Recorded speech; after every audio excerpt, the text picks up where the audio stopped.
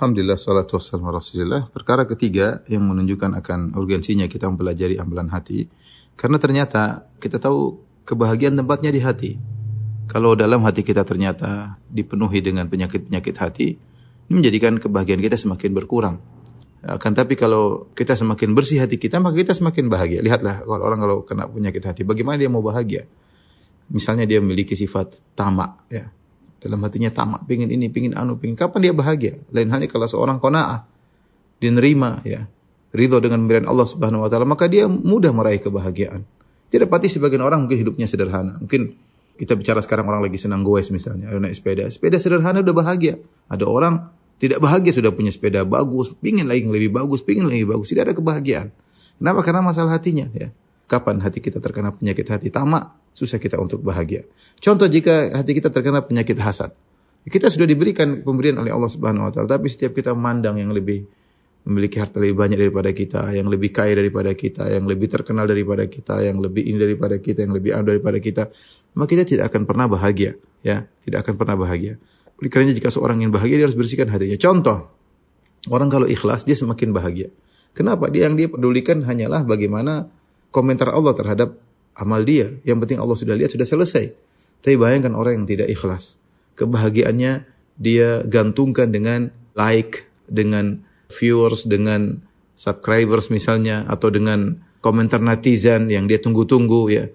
Sehingga akhirnya dia tidak bahagia. Demikian juga kalau seorang misalnya dia punya penyakit hati dendam, susah memaafkan. Bagaimana dia bahagia? Dia punya masalah sama 10 orang, dia dendam kepada si A, nomor 1, kedua, ketiga, sampai 10.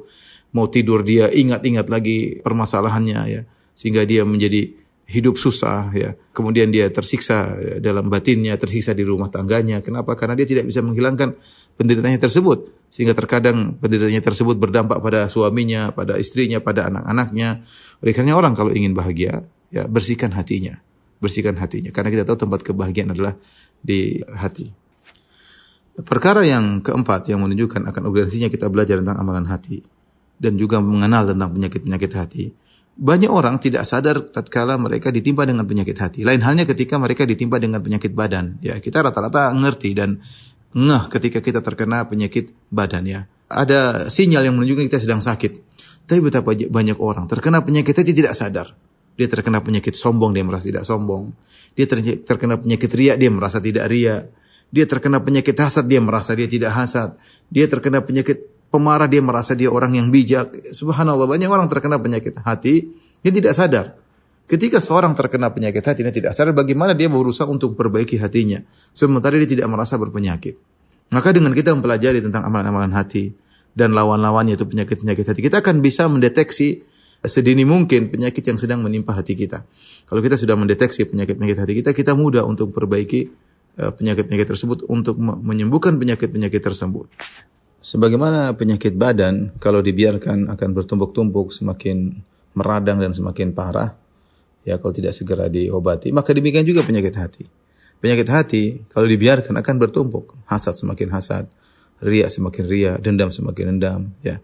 Suudzon semakin suudzon. Kalau kita tidak selamatkan segera jiwa kita, hati kita, maka kita akan semakin parah dan ini berbahaya bagi seseorang. Kemudian perkara yang berikutnya yang berkaitan tentang urgensinya kita belajar tentang amalan hati. Karena ternyata amalan hati adalah amalan-amalan yang agung. Para ulama mengatakan amalan hati lebih afdal daripada amalan jawarih. Terlalu banyak dalil yang menunjukkan bahwasanya amalan hati penyebab utama seorang masuk surga.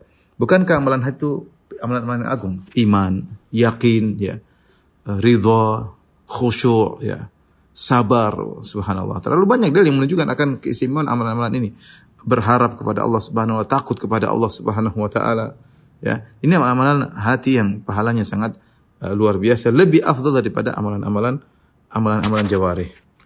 Karenanya datang dalam satu hadis, ya, tentang bagaimana seorang yang tidak hasad, kemudian Nabi mengatakan dia penghuni surga. Satu hari Rasulullah SAW dan para sahabat sedang berkumpul, tiba-tiba ada seorang akan lewat. Kata Nabi SAW, yatlu alaikumul an rajulun min ahlil jannah. Akan lewat sekarang muncul seorang penghuni surga. Tiba-tiba ada seorang laki dari Ansari, kaum Ansar, keluar, dia gantung sendalnya, kemudian masih ada tetesan air wudunya. Kemudian dia berjalan. Subhanallah, kata Nabi, ini penghuni surga. Kemudian besok harinya Rasulullah SAW mengucapkan perkataan yang sama, yatlu alaikumul an rajulun min ahlil jannah. keluar lagi orang, akan muncul sekarang seorang penghuni surga. Ternyata orang yang sama. Kemudian hari berikutnya Rasulullah mengatakan lagi, ya tulu alaikumul an rajulun min ahli jannah, akan keluar sekarang seorang termasuk penghuni surga. Ternyata orang itu juga pula. Akhirnya seorang sahabat Abdullah bin Amr bin As penasaran dengan orang ini, siapa orang ini? Apa amalan dia menjadikan dia divonis oleh Nabi 3 hari berturut-turut 3 kali bahwasanya dia penghuni surga. Akhirnya Abdullah bin Amr bin As, intinya dia mencari alasan untuk bisa tidur di rumah orang tersebut. Ternyata ketika dia tidur di rumah orang tersebut, dia tidak mendapati orang ini melakukan amalan-amalan yang luar biasa. Dia heran, sampai akhirnya setelah 3 hari dia berkata, wahai fulan, sungguhnya saya kesini, saya cuma ingin tahu amalanmu itu apa ya. Karena saya dengar Rasulullah menyebutkan engkau 3 kali penghuni surga. Kemudian dia berkata, tidak ada yang aku lakukan illa ma ra'ait, kecuali apa yang kau lihat. Tidak ada yang aneh, bukan berarti tidak disebutkan dia sholat malam dari jam sekian sampai jam sekian, tidak disebutkan dia baca Quran dari jam sekian sampai jam sekian, tidak dilihat dia bersedekah dari sana ke sini, tidak ya.